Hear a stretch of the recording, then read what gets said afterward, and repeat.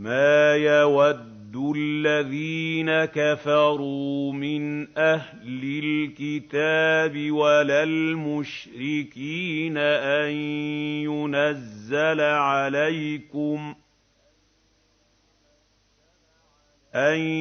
يُنَزَّلَ عَلَيْكُم مِّنْ خَيْرٍ مِّن رَّبِّكُمْ ۗ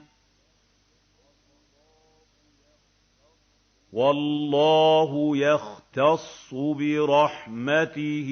مَن يَشَاءُ ۗ وَاللَّهُ ذُو الْفَضْلِ الْعَظِيمِ